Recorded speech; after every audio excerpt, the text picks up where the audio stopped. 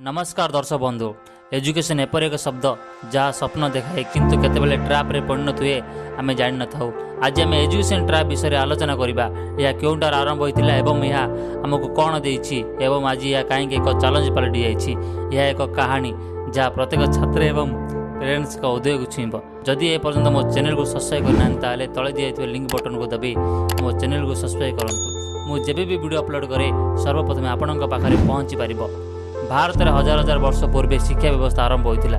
गुरुकुल में छात्र मैंने से गुरु सहित रोते।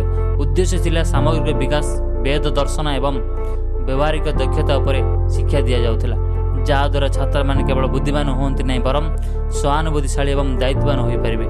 मुख्य ध्यान थिला चरित्र गठन एवं वास्तव जीवनर समस्या समाधान। किंतु जेतेबेले ब्रिटिश माने आसिले से माने शिक्षा व्यवस्था को एपरि परिवर्तन कले जे 1830 दशक लॉर्ड मैकले एक व्यवस्था सृष्टि करथिले, जहार उद्देश्य थिला किरानी एवं प्रशासक सृष्टि करिबा।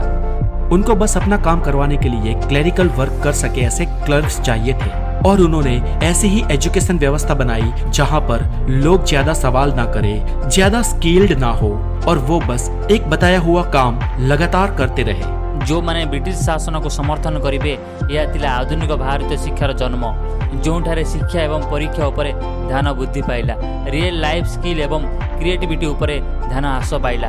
आज ये व्यवस्था एक ट्रैप पलटि मार्क, रैंक एवं एंट्रांस एग्जाम छात्र छात्री मानसिक स्वास्थ्य को नष्ट कर कोटा जहाँ को कोचिंग राजधानी कहुए प्रति वर्ष हार्ट ब्रेक खबर आसता है। 2023 सुधा कोटारे 100 रु अधिक छात्र आत्महत्या रिपोर्ट कर एवं यही संख्या सारा भारत में हजार हजार अटे। एकाडेमिक प्रेशर, सोशल एक्सपेक्टेशन यह विफलतार परिणाम। छात्र माने भावती जे जदि से माने टॉप न करती तेबे सेमानकर जीवन शेष हो। पितामाता प्रेशर, प्रशिक्षण चाप एवं सोसाइटी एक्सपेक्टेशन एसब मिसी एक विषाक्त परिवेश सृष्टि करे। वर्तमान देखा जे भारत और शिक्षा व्यवस्था विश्व सहित किपर तुलना करे। भारत में मन रखा एवं परीक्षा पर ध्यान दि जाउछि। फिनलैंड भली अन्य देश में छात्र छात्री को क्रिटिकल थिंकिंग और क्रिएटिविटी उपर शिक्षा दि जाए। सेठारे परीक्षा अपेक्षा अधिक प्रोजेक्ट बेस्ड लर्निंग दि जाउछि। अमेरिका रे फ्लेक्सिबिलिटी अच्छी, छात्र छात्री मैंने सेमानंकर विषय बाछि पारिबे। सिंगापुर रे प्रैक्टिकल स्किल और इनोवेशन उपर ध्यान दि जाउछि। भारत में सिलेबस पुराना एवं व्यावहारिक एक्सपोज कम फलाफल, आमर स्टूडेंट कंपिटिशन प्रस्तुत नुहंती।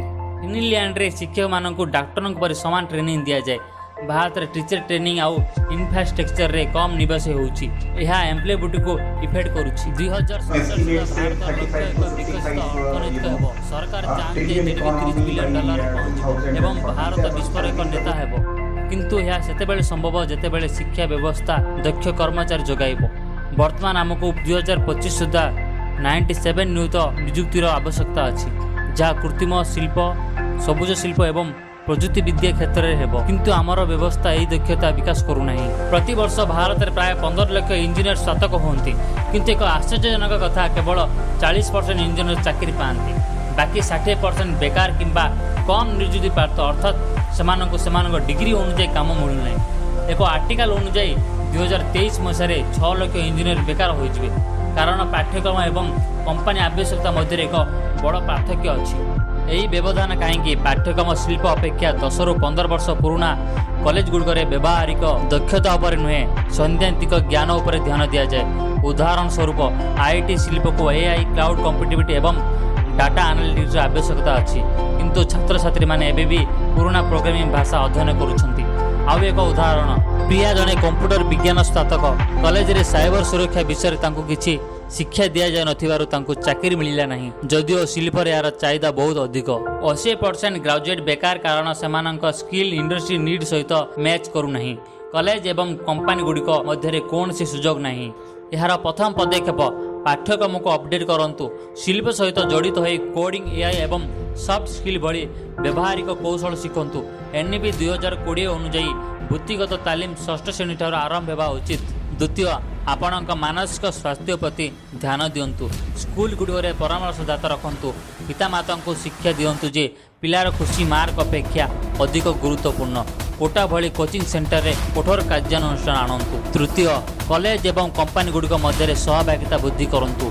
इंटर्नशिप, लाइव प्रोजेक्ट एवं अतिथि प्रकृता छात्र छात्री मानक वास्तव दुनियार परिचय प्रदान करे, जेपरी आईआईटी रे हुए। ସେହିପରି ସବୁଟି କରନ୍ତୁ। ଚତୁର୍ଥ, ଛାତ୍ରମାନଙ୍କୁ ସେମାନଙ୍କର ଆଗ୍ରହକୁ ଅନୁସରଣ କରିବାକୁ ଦିଅନ୍ତୁ। ଆର୍ଟ୍ସ, ସ୍ପୋର୍ଟସ୍ ଏବଂ ଆଣ୍ଟ୍ରପ୍ରନରସିପ୍ କ୍ଷେତ୍ରରେ ସୁଯୋଗ ଅଛି। ପିତାମାତା ତୁମ ପିଲାମାନଙ୍କର ସ୍ୱପ୍ନ ବୁଝ। ବିଦେଶୀ ଦେଶ ପରି ବ୍ୟବସ୍ଥାରେ ନମନୀୟତା ଆଣ। ପଞ୍ଚମ, ଡିଜିଟାଲ ଶିକ୍ଷାକୁ ପ୍ରୋତ୍ସାହିତ କରିବା। ସ୍ୱୟଂ ଏବଂ NPTEL ଭଳି ପ୍ଲାଟଫର୍ମରେ ମାଗଣା ପାଠ୍ୟକ୍ରମ ଅଛି। ଛାତ୍ରମାନେ ନିଜକୁ ଉନ୍ନତ କରନ୍ତୁ। କୋଡ଼ିଂ, ଡିଜାଇନ୍ କିମ୍ବା ଯେକୌଣସି ଚାହିଦା ଥିବା ଦକ୍ଷତା ଖୋଜନ୍ତୁ। ଶିକ୍ଷା ଭାଷ ଏକ ଚ୍ୟାଲେଞ୍ଜ, କିନ୍ତୁ ଏହାର ସମାଧାନ ଆମ ହାତରେ। ଛାତ୍ରମାନେ ନିଜ ଦକ୍ଷତା ଉପରେ ବିଶ୍ୱାସ ରଖନ୍ତୁ। ପିତାମାତା ତୁମ ପିଲାମାନଙ୍କ ସହିତ ଠିଆ ହୁଅ ଏବଂ ଏବେ ବ୍ୟବସ୍ଥା ପରିବର୍ତ୍ତନ କରିବାର ସମୟ ଆସିଛି। ଆସନ୍ତୁ ଏପରି ଏକ ଭବିଷ୍ୟତ ସୃଷ୍ଟି କରିବା ଯେଉଁଠାରେ ଶିକ୍ଷା ଏକ ଫ୍ୟାସନ୍ ନୁହେଁ ବରଂ ଏହା ଏକ ପଳାୟନ। ଏହି ଭିଡ଼ିଓ କେବଳ ଏଜୁକେସନ୍ ପର୍ପଜ୍ ପାଇଁ ବନାଯାଉଛି, କେହି ବି ଦେୟକୁ ନେବେ ନାହିଁ। ଯଦି ଏହି ଭିଡ଼ିଓ ଭଲ ଲାଗେ ତାହେଲେ ଲାଇକ୍, ସେୟାର, ସବସ୍କ୍ରାଇବ୍ କରିବା ଭୁଲିବେନି। ଆଉ ଏହି ଭିଡ଼ିଓ କେମିତି ଲାଗିଲା ମୋତେ କମେଣ୍ଟ କରନ୍ତୁ। ମୁଁ ଯେବେ ବି ଭିଡ଼ିଓ ଅପଲୋଡ଼ କରେ ସର୍ବପ୍ରଥମେ ଆପଣଙ୍କ ପାଖରେ ପହଞ୍ଚି ପାରିବ। ସେତେବେଳେ ଯାଇ ବିଦାୟ ଦିଅନ୍ତୁ। ଜୟ ଜଗନ୍ନାଥ।